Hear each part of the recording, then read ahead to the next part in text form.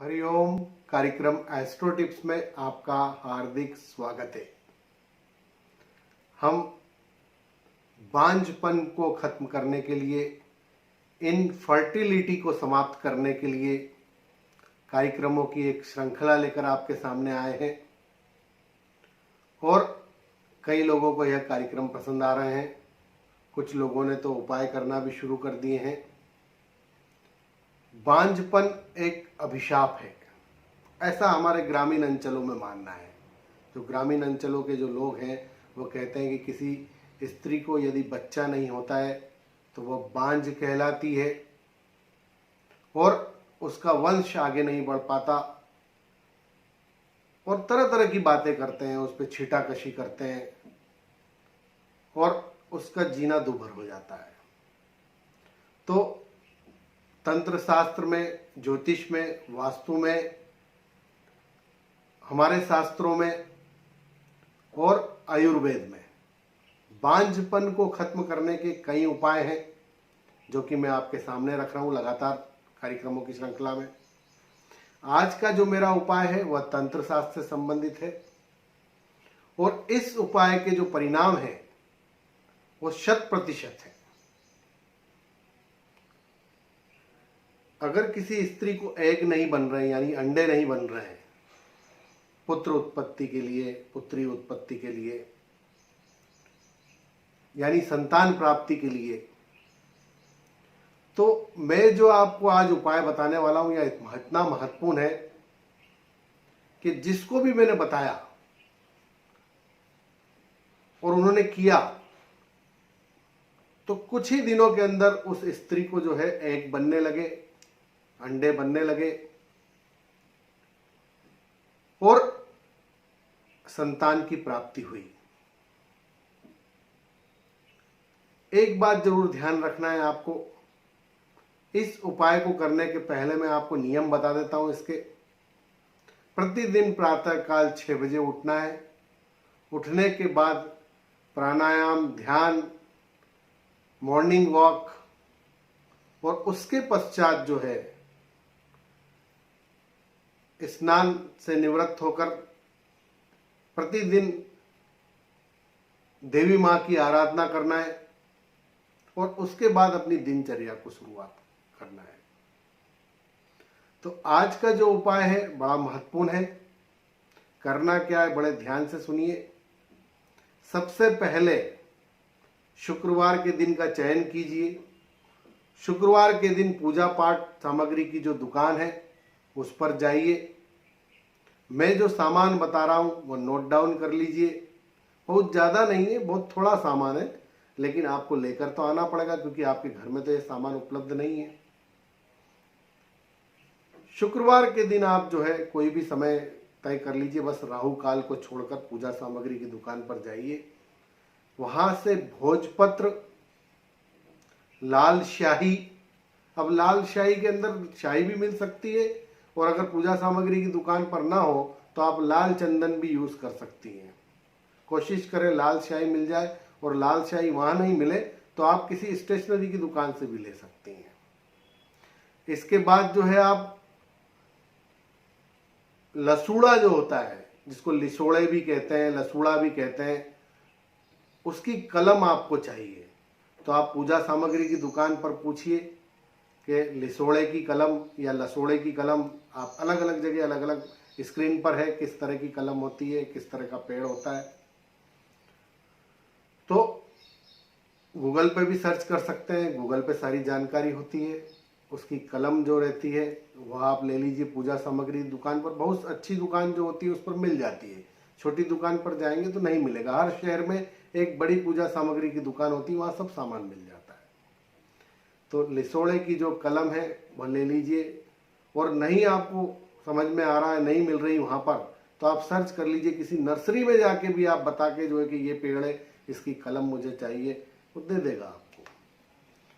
और लाल स्याही आपने ले ली, लिसोड़े की कलम ले लिया आपने, भोजपत्र ले लिया। एक आपको लेना है ताबीज। तो आप कापर का एक ताबीज ले लीजिए और अच्छा लीजिए, मतलब उसकी साइज थोड़ा सा बड़ा होना चाहिए। और लाल कलर का धागा ले लीजिए, लाल कलर का आसन ले लीजिए।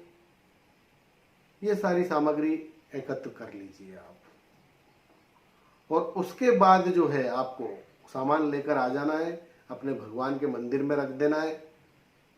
शनिवार या रविवार के दिन का कोई चयन करना है आपको। शनिवार के शुभ मुहूर्त देख लीजिए, रविवार के शुभ मुहूर्त देख लीजिए, जो आपको कन्वीनियंट लगे कि आप यह कार्य जो है शनिवार को करना चाहेंगे, यह उपाय, या रविवार को करना चाहेंगे। तो शनिवार के दिन जो है या रविवार के दिन जो भी आपने समय तय किया है, यह ध्यान रखना है कि किसी एकांत स्थान पर आपको जाना है, जहां पर आपको कोई ना देखे। ऐसा एकांत स्थान हर शहर में होता है, या आपके घर में कोई एकांत स्थान हो, घर के अंदर की बजाय बाहर की तरफ, या तो छत पे चले जाएं या कोई ऐसी जगह चले जाएं जहां एकांत हो बिल्कुल। पूर्व तरफ की मुख करके, मतलब पूर्व तरफ की मुंह करके आपको बैठना है। ईस्ट फेसिंग आपका वो होना चाहिए फेस। लाल कलर का आसन बिछाइए और उस पर बैठ जाइए। बैठने के पश्चात शाही और कलम से मैं एक यंत्र बता रहा हूं आपको, जो स्क्रीन पर आपके सामने है। बड़े ध्यान से इसको नोट डाउन कर लीजिएगा, किसी प्रकार की कोई मिस्टेक नहीं होना चाहिए। और यदि आपको कोई समझ में नहीं आ रहा है स्क्रीन पर, तो आप व्हाट्सएप पर लिखकर हमको भेजिए, हमारे नंबर स्क्रीन पर हैं। और उसको बना लीजिए आप यंत्र को। और जब आप यंत्र को बनाएं तो देवी माँ की स्तुति करते रहें। देवी माँ को अपने ध्यान में रखें, माँ पार्वती को ध्यान में रखें, माँ लक्ष्मी को, जो भी भगवती के सारे स्वरूप है उनको याद रखें। और मन में यह विचार करें कि इस यंत्र को धारण करने के बाद मुझे संतान की प्राप्ति हुई है, और बहुत स्वस्थ और बहुत अच्छी संतान हुई है मुझे। ऐसी कामना करते हुए, ऐसा संकल्प लेते हुए इस यंत्र को जो है भोजपत्र पे उकेर दीजिए। और उकेरने के बाद जो है उसको घड़ी कर लीजिए, और तांबे का जो कापर का आपने ताबीज लिया है उसके अंदर उसको भर के लाल कलर के धागे में उसको बांध के, और लाल कलर के धागे में बांधकर उसको बाएं हाथ में धारण कर लीजिए। आप देखेंगे कि चमत्कार होगा। और अगर आपको एग नहीं बन रहे हैं, आपको कुछ प्रॉब्लम है फर्टिलिटी में, इनफर्टिलिटी का आप शिकार हो गई है, बांझपन का शिकार हो गई है, तो उससे आपको मुक्ति मिलेगी और बहुत लाभ होगा। बहुत साधारण उपाय है, सिर्फ आपको एकांत के अंदर ही बनाना है। जो महिला बांझपन का शिकार है, अगर कार्यक्रम देख रही हैं, तो इस उपाय को एक बार जरूर आजमा लें। हाँ, हस्बैंड भी ये उपाय कर सकता है, जरूरी नहीं है कि आप ही ये उपाय करें। आपका हस्बैंड भी इस उपाय को कर सकता है, आपका पति भी इस उपाय को कर सकता है, और आपको वह ताबीज दे सकता है। आप उसको धारण कर लेंगी, बिल्कुल आपको लाभ होगा। पुरुष में अगर इनफर्टिलिटी की प्रॉब्लम है, पुरुष के अंदर यदि अंडाणु नहीं बन रहे हैं, मतलब शुक्राणु नहीं बन रहे हैं, और उसके कारण यदि आपको बच्चा नहीं हो रहा है, तो इस पे भी हम कल एपिसोड में बात करेंगे। आज हमने महिला के बारे में बात की जिसके एग नहीं बन रहे हैं। कल हम पुरुष के बारे में बात करेंगे जिसके स्पर्म की काउंटिंग कम है, जिसके शुक्राणु नहीं बन रहे हैं और बांझपन का शिकार दोनों हैं। कोई महिला बांझपन का शिकार नहीं होती, लोगों की गलत फहमी है। कई बार पुरुष में भी प्रॉब्लम होती है, उसके स्पर्म की काउंटिंग कम होती है। ऐसे बहुत सारे केस है मेरे पास। और दोष ये समाज किसको देता है? महिला को देता है कि बांझे बांझे बांझे, इसको संतान की प्राप्ति नहीं हुई। पुरुष प्रधान समाज है हमारे देश, और इस पुरुष प्रधान समाज में सारा दोष जो है महिला के ऊपर मढ़ दिया जाता है। ग्रामीण अंचलों में तो बहुत स्थिति खराब है, लोग दूसरी शादी कर लेते हैं छोड़कर, और बाद में पता चलता है कि प्रॉब्लम हम में है, उसमें नहीं थी। ऐसे बहुत सारे मामले मेरे पास है। तो जो महिलाएं बांझपन का शिकार है, कार्यक्रम देख रही हैं, तो घबराने की बिल्कुल जरूरत नहीं है। आज का जमाना बहुत आधुनिक है।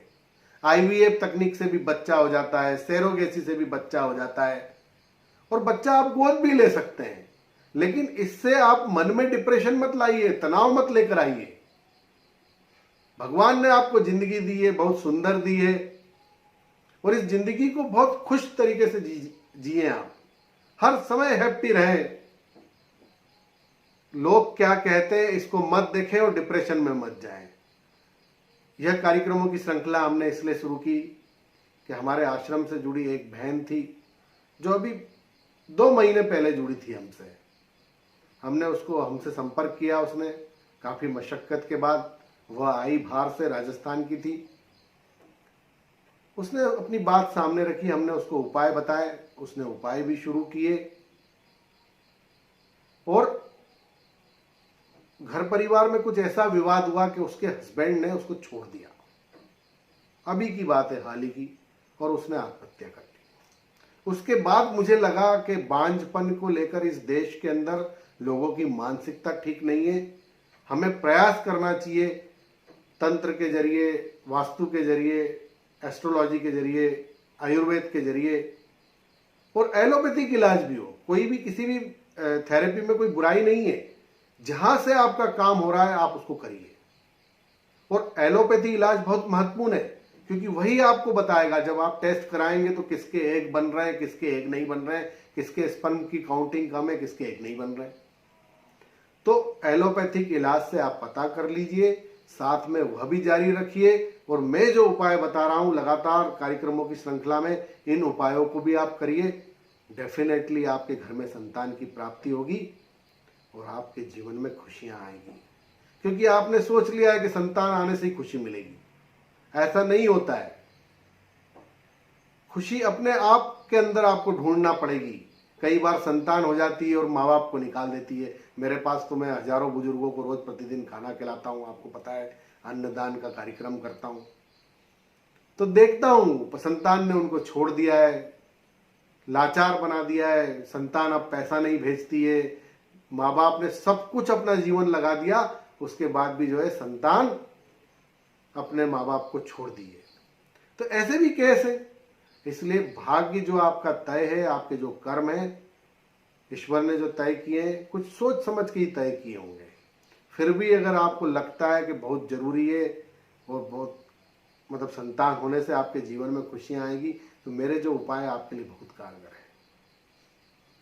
तो बहनों, घबराइए मत, आपका भाई आपके साथ है। मुझसे जो पढ़ सकेगा मैं करूंगा आपके लिए। मेरे कार्यक्रम आप देखते रहिए, और कोई समस्या हो तो आप, मेरा आश्रम है भोपाल में, आप आकर मुझसे मिल सकती हैं। जो प्रयास होगा करेंगे, लेकिन गलत कदम कभी मत उठाइए। हमेशा खुश रहिए, आगे बढ़िए, लोग क्या कहते हैं इस पर मत जाइए। तो दोस्तों, इस तरह के छोटे छोटे कार्यक्रमों के माध्यम से हम आपके जीवन को बदलने का प्रयास करते हैं। लाखों लोगों के जीवन में बदलाव आया है। यदि आप भी मुझसे जुड़ना चाहते हैं तो मेरा YouTube चैनल गुरुदेव टीवी है, उसे जरूर सब्सक्राइब करें। जब आप सब्सक्राइब करेंगे तभी आपके YouTube का जब आप खोलते हैं तो उसमें मेरे वीडियोस आपको देखने को मिलेंगे। बेल आइकन का बटन जरूर दबाएं, ताकि जो भी मैं वीडियो अपलोड करूं उसका नोटिफिकेशन आपको मिले और आप उसको तत्काल देख सकें। कोई भी जीवन में समस्या है तो आप संपर्क कर सकते हैं। नमस्कार, हरिओम। भगवान आपको खुश रखे, आप हमेशा स्वस्थ रहें।